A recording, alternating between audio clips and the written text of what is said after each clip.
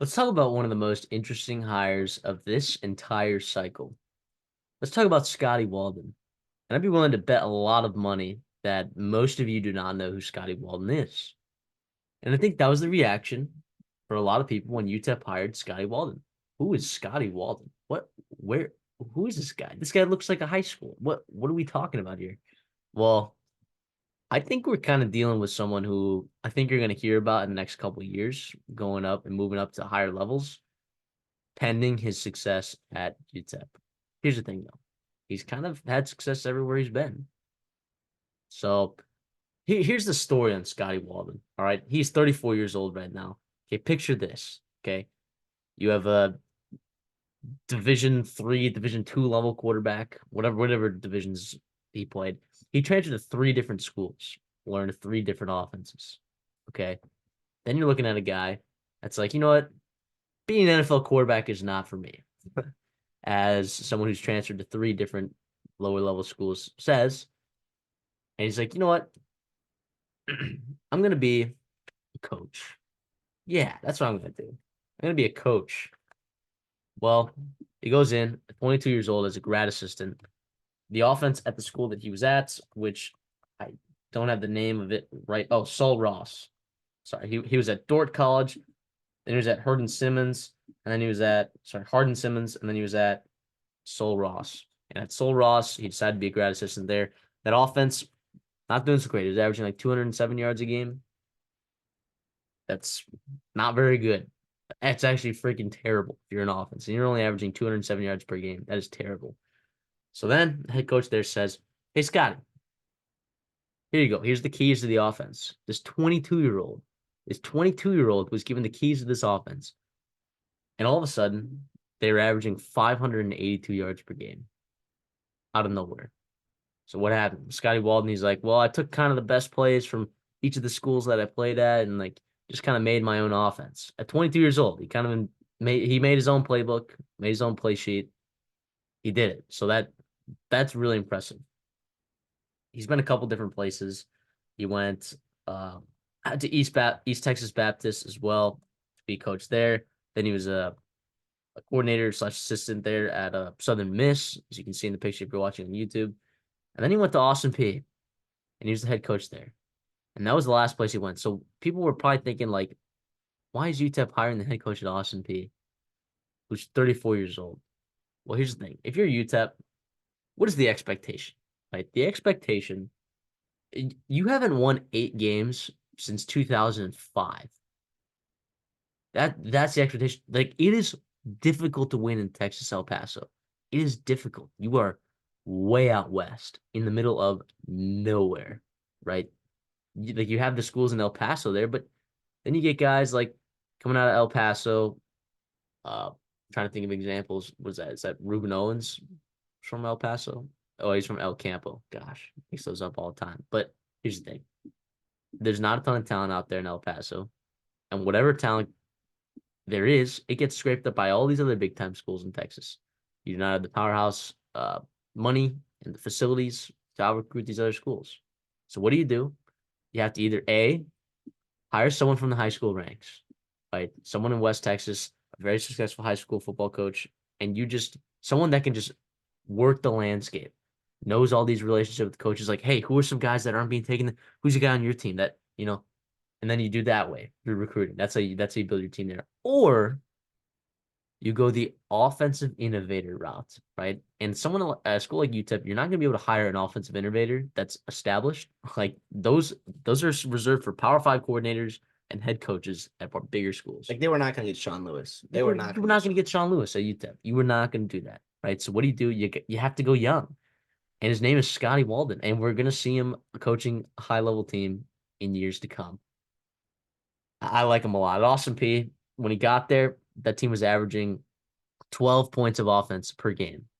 Austin P was, I mean, historically it's a good program, right? But they were not doing good at all, averaging 12 points a game. Since he's been there, all 3 years he's been there, 2021, 2022, 2023, they've averaged 30 plus points per game, right? You have an innovative offense at a school like UTEP, which, by the way, has had talent. Like it has had NFL talent, right? On that team before. It just not deep.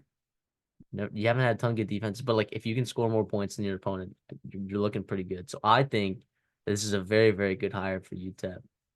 I'm unsure of the coaching staff that he's brought in and what that's going to look like, but I trust him a lot to possibly get it done at UTEP here. Like not a lot of coaches have done before. Yeah, no, this is a super intriguing hire. I love the idea of it. I do I know if it's gonna work out? Not 100%, but if it's gonna work out, it's gonna be a guy like Scotty Walden. Which is what you have to do. You have to throw darts until one sticks, right? It's gonna put up points. I think he's gonna be able to attract some transfers that are more about, hey, I'm all about business. I don't care about flash. I don't care about all this stuff in high school, like I did in high school. I want to go back to Texas. I care about business and I care about development and being in an office system that's really flashy, being in a culture like Scotty Waldron. That's super, super awesome. I mean, if he hits, he's gone. If he misses, he's going to be a really good offense coordinator for somebody somewhere eventually. But yeah, I think I do like this. You mentioned the expectation at UTEP. It's really not there. They haven't really done much since the 60s when they joined Division One. I mean, they've been to what, 7 bowl games? They've won 8 bowl games. They've won 2 of them, and they haven't won a bowl game since 1967. So it's going to be about making a bowl game every couple years and staying with it and not getting embarrassed in the new Conference USA, where yes, Liberty is head and shoulders above everybody else, but New Mexico State needs a new coach. But Tennessee just got a new coach. A lot of teams out there. Rich Rod, I don't know how long he's going to be at Jacksonville State. Got a lot of things shaken up. You're also bringing in Kennesaw State. You're also bringing in Delaware in the year after. So it's going to be interesting there. I don't know how you rack up there with the best of the best, and you don't have to compete like that. You have to be mid tier. You have to just try to get up to that mid tier and eventually start competing in these Conference USA games. Schedule easy out of conference, win those, win a complete Conference USA games, and then make a bowl game. The problem is you can't really do that. You have to make some money somehow for your program, so you have to schedule these teams and go get slaughtered for $1 million. So yeah, I don't know. I short term it'll be interesting.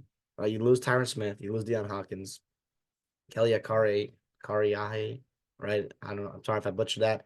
1,000-yard receiver for them, and then Justin Mayers off to Colorado probably. Um, those are big time losses on the offensive side of the ball. But the thing is, if there's one side of the ball I trust to fix right away, it'll be offensively. Yeah, that's what I'm saying, man. I like this hire a lot. And I was checking out grades that like, a lot of other analysts and, podcasts where of course, yeah, I dabble a little bit, sue me in other media in college football.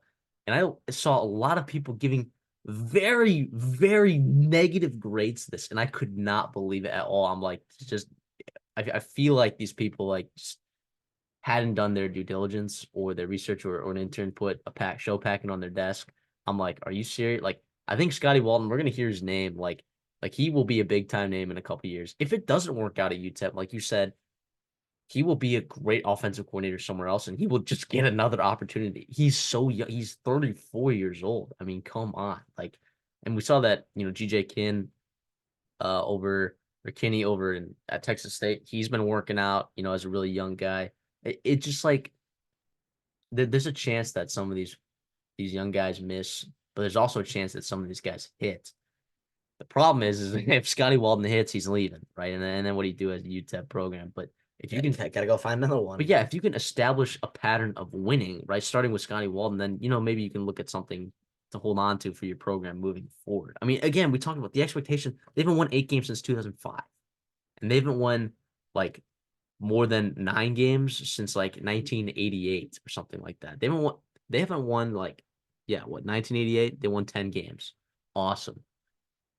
Yeah. They haven't even won 9 games. That was their only 9 or 10 win season in the last literally almost 30 years. Here's the No, deal. 30 years. Literally 30 years. Question I ask is like, is it just UTEP? Like, what's holding them back? Why are they not winning at a good rate? Is if this misses out, is it going to be Scotty Walden or is it going to be UTEP as a program? Like, what is holding them back? Do we know? I think it's resources and I think it's geography. Like, we normally talk about schools like where being in Texas helps a lot, right? The problem with El Paso it is just not. It's just not anywhere relevant in Texas. And I'm sorry for you El Paso people out there. It actually is a really good job market out there. There's a ton of people that work out there. A lot of businesses go there. You know, it's cheap. It's nice taxes, whatever. But it is way out there. CD is right now looking up the geography because he does not know his Texas, but you can see it. It is all the way out there. It's basically in Mexico. I knew well, it was New Mexico, Mexico border. I knew it was over all the way over there. I didn't realize but you look at a map and you realize how far away. We talk about Lubbock being from West Texas. El Paso is another what, probably 7 more hours at least from Lubbock. So it is kind of in the middle of nowhere. It's hard to attract talent there. And coaching Yeah. staff's like, hey guys, but it's also it's a beautiful town. Like I've never been there, but it looks awesome. Like Yeah. they've got a great bowl stadium. Yeah. The Sun Bowl is awesome. And you're probably thinking like, oh, there's a ton of talent in Houston, right? Why don't they just recruit Houston? It is a 13-hour drive from Houston to El Paso. That is how far away it is. Like that's how big the state of Texas is. And when you're on the outskirts, You might right? as well recruit LA at the same. You Like might as like well you're recruit you're New halfway between Mexico. the You might two. as well recruit Arizona. Like you might as Phoenix. well recruit Nevada. Like that. It's hard. It is a hard job geographically to win at. So good luck to Scotty Walden. I think he's going to do great. My coaching grade for this is a B plus. I think he will potentially exceed expectations. I think for sure he will meet them because meeting an expectation, it's not even making a bowl game. It's winning 5 games. If that's your expectation, like I think he will definitely meet that, especially with some of these defenses that are going to see in the CUSA. But I just I think there's a really good chance that he could possibly exceed expectations, and I'll give it a B plus because like what's an A plus home run hire for Utep, right? It's like it's hard to Win the say. Mountain West maybe, but it's also like you know he's probably going to be gone once he does that. So that's the unfortunate Yeah, part. In the winning the reality, UTEP. yeah, so it's like and winning the CUSA like with Liberty, like as a program in the CUSA, nearly impossible because they have just infinitely more resources than you. It is embarrassing if Liberty does not absolutely murder you. Right? Yeah, It's embarrassing.